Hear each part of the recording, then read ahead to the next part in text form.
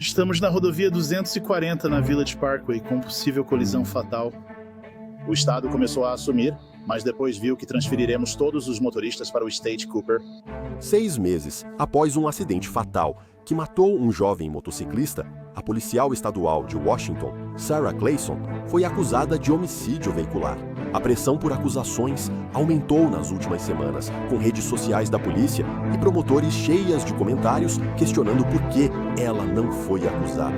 Estamos falando sobre essas atualizações, estamos falando sobre o processo, estamos analisando novamente o comportamento de Clayson na cena. Há também um novo vídeo enquanto a polícia investigava o que ela fazia antes do acidente. Vamos analisar isso com a advogada de Washington, Andrea Burkhardt. Bem-vindo ao Sidebar do Law and Crime. Eu sou Jesse Weber. Antes de começarmos, preciso falar do elefante na sala.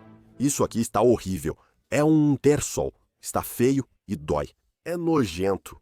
Devem colocar várias imagens nesse episódio, mas queria avisar. Por isso estou assim. Vai demorar um pouco. Preciso resolver. Acho que foi uma maquiagem ruim ou algo parecido. É isso que está acontecendo. Vamos à história. Em março, Sarah Clayson, oficial de informações públicas da Patrulha Estadual de Washington há 13 anos, se envolveu em um acidente após supostamente pegar uma pizza perto de casa em Richland. Ela afirma que uma motocicleta, pilotada por José Vega Sanches, de 20 anos, apareceu repentinamente e colidiu com seu Kia Telluride. Importante notar, ela não estava de serviço nem em um veículo da Patrulha Estadual no acidente. Mas, no final das contas, isso não muda o que aconteceu, porque, tragicamente, Jossair morreu no hospital devido aos ferimentos. E, desde então, um possível processo judicial contra Clayson foi listado como pré-arquivado, enquanto promotores de outro condado estavam trabalhando para decidir se eventualmente iriam acusá-la. Agora, os investigadores, eles estavam supostamente aguardando os resultados de um laudo toxicológico, certo? Para ver se Clayson estava intoxicada quando houve essa colisão. Havia suspeita no local de que Clayson havia bebido, e ela parecia negar no local que estava intoxicada. Mas foi feita uma coleta de sangue para confirmar o que aconteceu. Sendo honesto, gostaria de descartar comprometimento, mas sem testes de campo é difícil. Claro, é voluntário. Não vou te pedir de novo, mas essa dúvida pode sempre surgir no futuro. Não. Ok? Sim. Eu entendo, mas... eu também sei como é. Então. Como você sabe disso? Mesmo que haja um pouco, se eu tivesse um pouco, eu tomei um copo antes ou algo assim. Eu só não quero. Ok. Sim. Mas... não, eu definitivamente não me sinto prejudicada. Não sinto que houve algum tipo de prejuízo como um problema. Você tomou uma taça de vinho mais cedo? Eu não posso responder a isso. Sim. Tudo certo. Então, eu comecei um antes do sangue. Então vai ser... Depois vamos para abril. O Tri-City Herald informou que obteve centenas de páginas de documentos da investigação policial que incluíam o relatório do Laboratório de Toxicologia de Seattle da Patrulha Estadual de Washington. O Tri-City Herald informou que o nível de álcool no sangue de Clayson era de 0,17. Esse percentual foi registrado cerca de 6 horas após o acidente. O Herald também informou que Clayson supostamente tentou deixar o local, chegando a entrar em seu SUV bastante danificado e tentando fugir. Mas ela não conseguiu porque a moto de Jossair estava presa sob o veículo. De acordo com o Herald, uma testemunha a descreveu mais como uma adolescente nervosa do que como uma policial experiente. Naquele artigo de abril, o promotor do condado de Spokane, Larry Haskell, foi citado, dizendo que seu escritório estava fazendo mais testes, embora não estivesse claro exatamente quais testes eram esses na época. Mas ele prometeu que, assim que terminassem, haveria uma revisão completa do processo. Isso nos leva ao recente acontecimento. Em 4 de setembro, Clayson foi formalmente acusado de homicídio veicular. e outra coisa que aconteceu entre o momento do acidente e o registro da acusação. A família de Josaire entrou com um processo por morte, por negligência, contra Clayson e o marido dela. E uma queixa emendada, que foi registrada em abril, cita um bar local e seus proprietários. A polícia acredita que Clayson estava bebendo no restaurante Moon Palace. Este aparentemente pertence a Bong Jim Bradley e Brian Wu. De acordo com esta queixa emendada, Clayson havia se encontrado com o marido no restaurante Moon Palace no dia 1º de março, por volta das 3h30 da tarde. Segundo a queixa emendada, entre 15h28 e 19h26 de 1º de março de 2025, o réu Moon Palace serviu álcool à aparentemente embriagada Sarah Clayson. Então, a alegação é que ela troca de carro com o marido, sai dirigindo e às 7h38 da noite não cede a preferência, vira à esquerda na frente de Josaire e colide com ele. A queixa afirma que as ações do réu Moon Palace foram uma causa próxima das lesões, dor, sofrimento e morte de Josaire Sanchez. A Patrulha Estadual de Washington informou ao Akima Herald Republic na semana passada que Clayson continua em licença administrativa remunerada. Isso pode ter mudado, mas não tenho certeza. Parece ser a informação mais recente. Agora vamos mostrar para vocês alguns momentos da câmera corporal que eu acho bastante importantes para essa história, bastante importantes para esse caso. Antes de analisar esses acontecimentos, quero trazer de volta ao sidebar a advogada de Washington, Andrea Burkhardt, que tem um canal no YouTube. Incentivo todos a darem uma olhada. É muito bom te ver de novo, porque tivemos sua participação aqui, acho que em março, quando a família de Josa entrou com aquele processo. Agora temos a petição alterada e uma acusação contra Clayson. Vamos direto ao ponto. 6 meses, mais ou menos, é um tempo típico para apresentar acusações em um caso, possivelmente, de dirigir sob influência. Então, em um caso dessa natureza, não é incomum no estado de Washington. E o motivo disso é porque temos uma pequena peculiaridade em nossa lei que exige que a análise de álcool no sangue seja realizada apenas pelo Laboratório de Toxicologia do Estado. Não podem contratar laboratório particular em caso de acúmulo, urgência ou situações semelhantes. O Laboratório Criminal do Estado acumula exames em excesso há muito tempo. E isso significa que em casos em que a análise de álcool no sangue é fundamental para a decisão de acusação, essas decisões, infelizmente, podem acabar sendo bastante atrasadas. Você acha que essa é a acusação correta, considerando os fatos alegados neste caso? E você acha que é um caso mais fácil de processar? Parece uma acusação apropriada para mim. É a acusação que eu teria esperado que fosse apresentada em um caso dessa natureza, dado o papel do álcool, que, com base no que sabemos até agora sobre a investigação, claramente parece ter tido um papel no que aconteceu.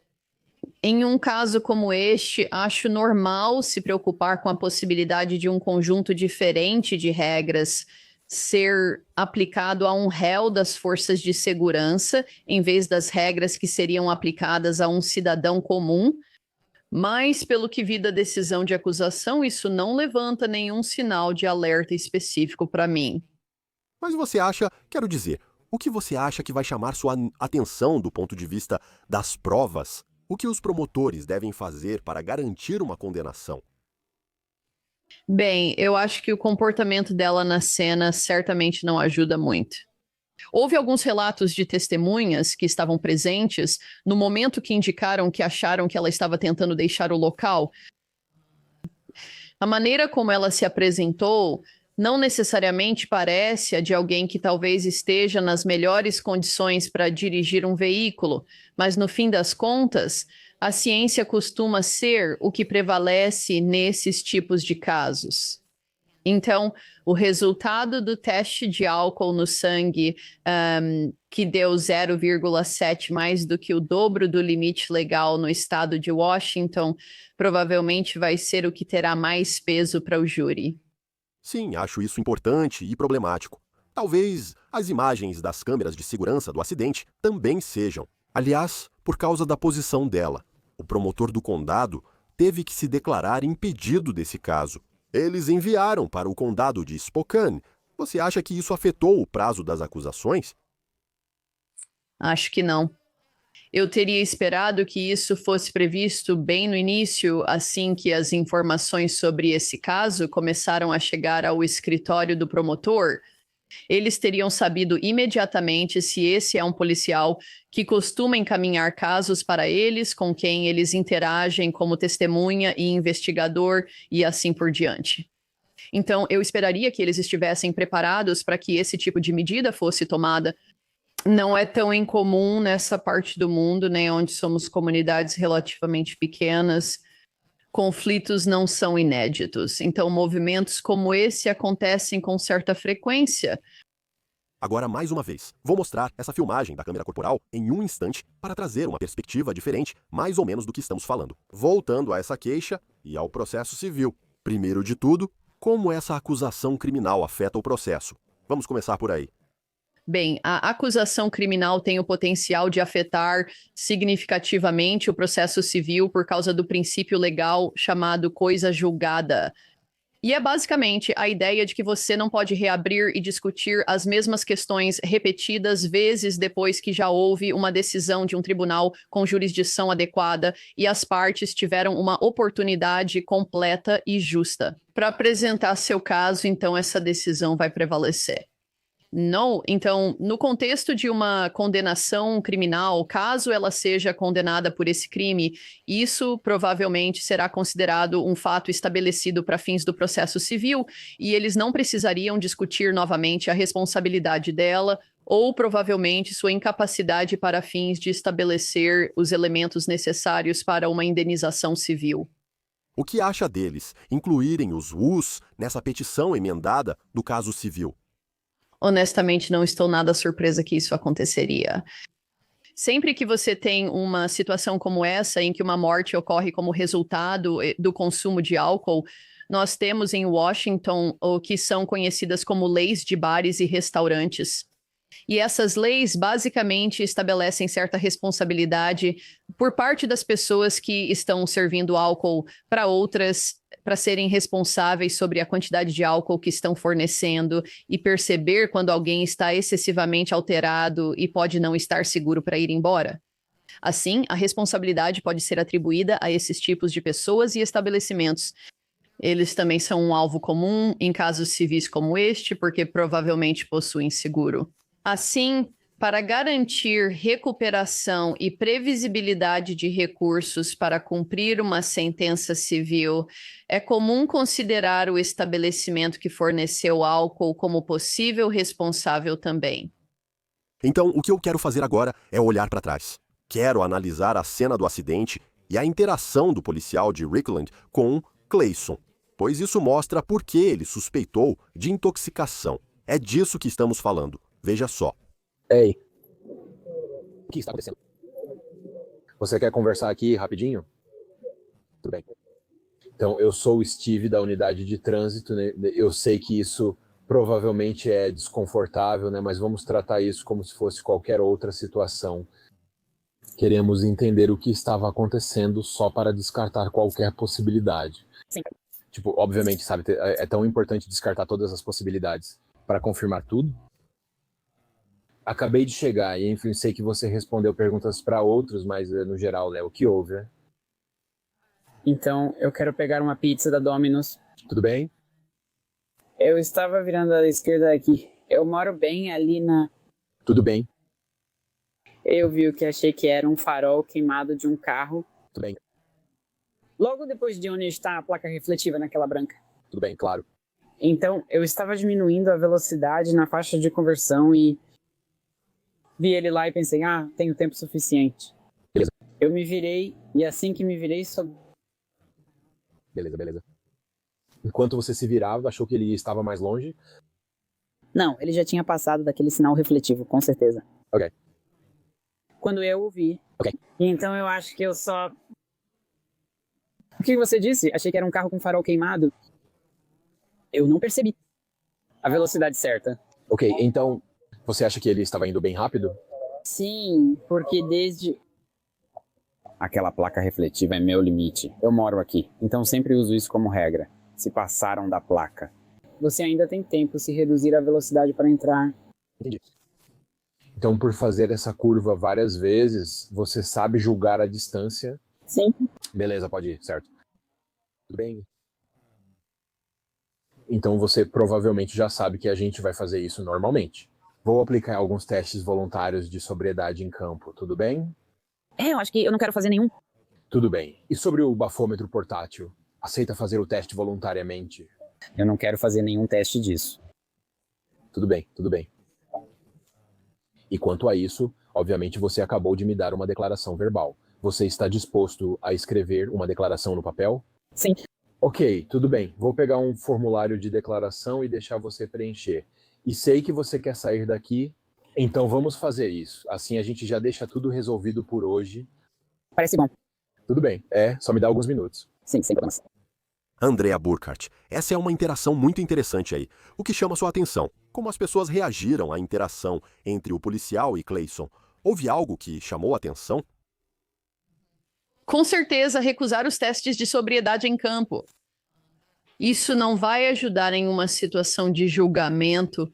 Isso é uma evidência que pode ser usada como uma consciência de culpa, por assim dizer. Então, eu acho que é meio natural para um júri, assistindo a essa situação, pensar: olha, se você soubesse que não fez nada de errado, teria ficado feliz em cooperar com isso e simplesmente descartar, como o policial disse, a possibilidade de comprometimento.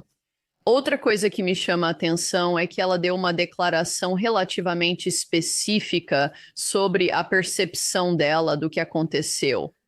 E parece que, de acordo com o depoimento de causa provável, eles conseguiram determinar, a partir de algumas evidências na cena, as evidências da estrada que geralmente são usadas em análises de reconstrução de colisões de trânsito, que o relato dela não é preciso. Eles estimaram a velocidade da moto em cerca de 54 milhas por hora. Esta é uma zona de 55 milhas por hora, então bem dentro do limite de velocidade para esta área. Acho que, no final das contas, a combinação desses dois fatores provavelmente vai representar um problema para a defesa diante de um possível júri aqui. Sim, e esse policial ainda pede que Clayson preencha uma declaração sobre o ocorrido, que, segundo os relatórios analisados, tinha só 6 frases e alguns erros de ortografia. O relatório policial aponta que Clayson ficou quase 18 minutos na viatura escrevendo a declaração. E o investigador ficou surpreso com o quão curta ela era. Segundo documentos policiais, Sarah relatou que, ao entrar na Village Parkway, sentiu o impacto ao atingir a motocicleta após a curva. Sarah disse que o motociclista estava acima do limite de velocidade. Sarah não explicou como chegou a essa conclusão. Relatórios posteriores indicaram que Josair, segundo sua família, pilotara a motocicleta poucas vezes antes e estava 2 milhas abaixo do limite de 55 milhas por hora quando Clayson entrou em sua frente. Agora, continuando com o relatório, diz, abre aspas, Sarah mencionou várias vezes que acreditava que era um veículo com um farol queimado em vez de uma motocicleta. Achei essa declaração estranha, considerando que, fosse uma motocicleta ou um veículo de 4 rodas, nada mudaria em relação à responsabilidade dela de dar preferência ou de determinar se havia tempo suficiente para virar com segurança na frente dele. Andrew, o que você acha disso? Tentando encontrar razões para justificar que o acidente era inevitável. Novamente, algo que você já mencionou antes, mas é interessante enquanto estamos aprofundando nisso. Bem, acho que isso vai soar como uma forma de desviar a atenção, tentando colocar a responsabilidade pelo incidente no motociclista em vez de nela mesma. Ele estava indo rápido demais. Ele estava conduzindo um veículo que não estava em conformidade com as regras de trânsito. Para mim, isso parece uma tentativa de transferir a responsabilidade, o que acredito que não será bem visto pelas pessoas responsáveis por julgar o caso. Então, após conversar com seus colegas oficiais, esse policial coloca Clayson em algemas. E ela parece estar reconsiderando se quer participar de um teste do bafômetro ou de um teste de sobriedade em campo, sabe? Para evitar ser detida. Mas, obviamente, já é tarde demais. Dá uma olhada. Você quer pegar o... Não. Acho que ela tem algo a bordo. Sério mesmo? Sim. Sim. Nós temos que... Vai dar pra conseguir o mandado de busca? Então, eu vou escrever. Quer dizer, a menos que você queira... O que mudou? Então, eu só estava estudando ela. Ela cometeu erros de ortografia aqui. Ela escreveu sign. Ela disse 100 pés. Desculpe, né? Estou acelerando. Ela estimou a distância entre o cara na motocicleta e ela em 100 pés. Mas isso é muito mais do que 100. Isso é tipo 500 pés. Ela afirmou que quase terminava a curva, mas ainda estava no início. Os olhos dela estão um pouco vidrados, um pouco... Pode ser, mas é melhor sermos cautelosos. Eu não tenho um olfato muito bom, mas acho que senti um pouco de cheiro de álcool, o suficiente para eu dizer. Aí falei para ela que só queríamos evitar qualquer comprometimento. Como você não fez, decidi não pedir de novo, mas não podemos descartar. E ela disse, se eu tivesse tomado uma taça de vinho antes, eu sei como isso funciona. E eu perguntei, você tomou uma taça de vinho antes? E ela respondeu, não vou responder isso. Então eu acho que, contudo, sim, precisamos fazer isso. Vou redigir o mandado de busca. Mas sim, ainda estou gravando. Eu teria adorado ter descartado isso. Tudo bem, então, como eu disse, estamos realmente tentando descartar o álcool. Eu não estou convencido de que o álcool não foi um fator.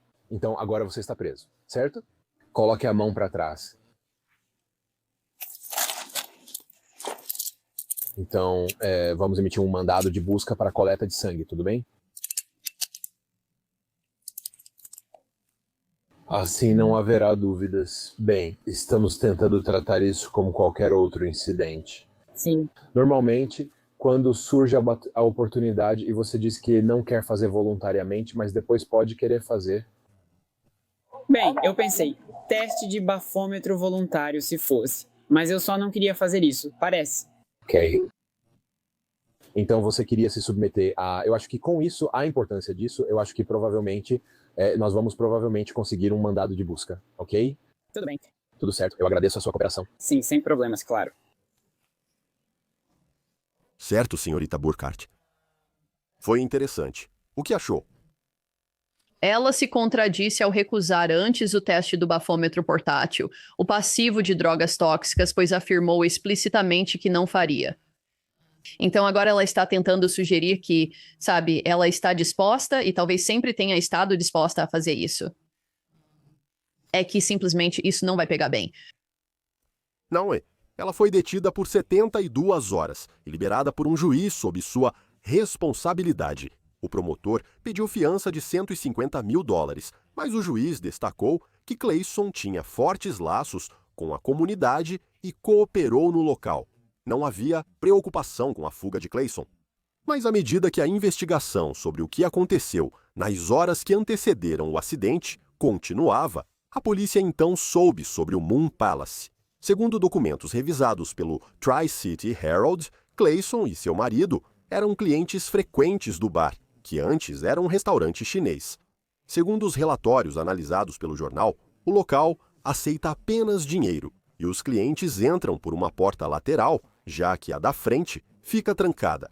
Isso se baseia nessas alegações. Você pode ver o policial usando a entrada lateral na câmera corporal dias após o acidente. Veja. Como vai? Oi. Só tenho algumas perguntas para você. Investigo um acidente ocorrido há alguns dias. Eu só queria saber se você tem algum vídeo ou qualquer documentação sobre as pessoas que possam ter estado aqui. Não, eu não tenho nenhum vídeo aqui. Tudo bem. E quanto aos recibos ou qualquer coisa assim?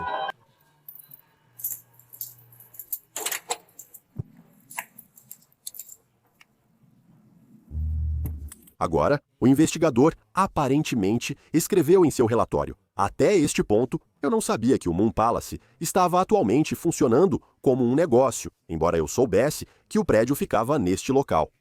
Enquanto trabalhei para a cidade de Richland, presumi que era um antigo restaurante chinês abandonado. Não se sabe quantos Clayson beberam lá dentro. Ouça só.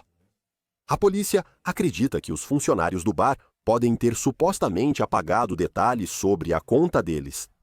Andrea, Isso não parece bom para Clayson nem para o bar, certo? Não, parece muito ruim. Ou isso tudo, de novo, é um tipo de atitude de quem tem consciência de culpa. E eles vão ter que, claro, questionar essa afirmação de que o negócio opera totalmente em dinheiro. Obviamente, vão existir mecanismos para a polícia poder investigar a veracidade dessa declaração. Então, claro, não é ilegal fazer isso, mas certamente seria muito incomum nos dias de hoje e em um negócio de alimentos e bebidas não aceitar cartões de crédito. Então, é só mais uma vez mais desonestidade e uma tentativa de encobrir as pistas que, no final das contas, não vai parecer nada bom. A audiência de acusação de Clayson ocorrerá no fim do mês. No entanto, o advogado de defesa dela, Scott Johnson, e eu quero saber sua opinião sobre isso, disse para veículos locais, abre aspas, no mundo de hoje, as pessoas exigem respostas instantâneas e depois se apressam em julgar. Tirar conclusões sem todos os fatos é irresponsável e injusto com nossa cliente.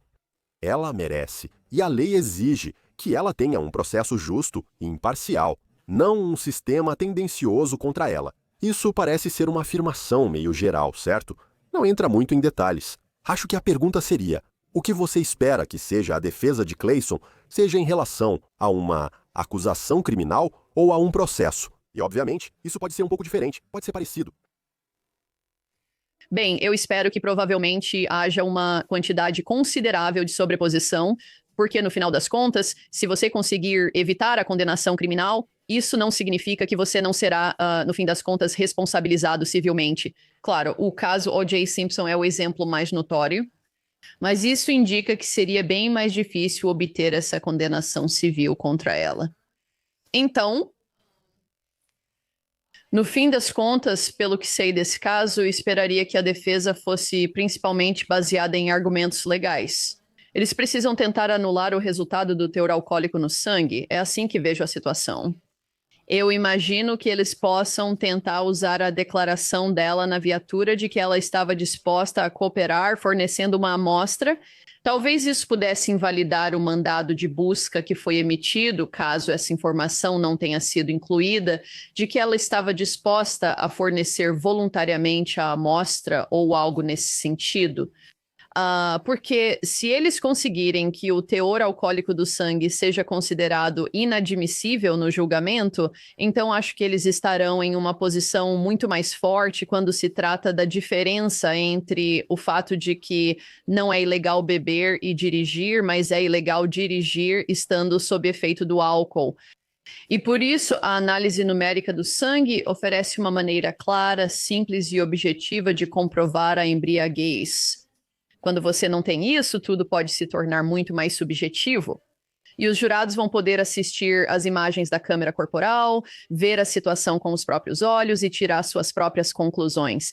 E pode não ser tão preto no branco quanto é quando você tem aquele 0,117 que eles ouvem.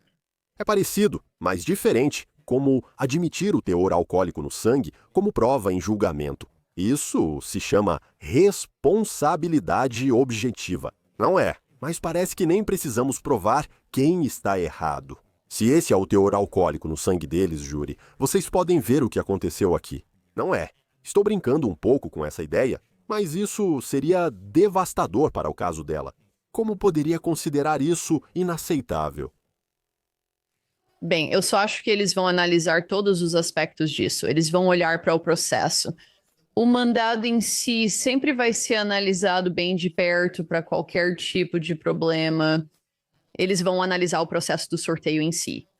Eles vão analisar o processo da análise no laboratório, garantindo que isso seja 100% conforme as regras, tudo nos mínimos detalhes, e qualquer pequeno deslize em qualquer uma dessas áreas pode ser motivo para uma moção da defesa.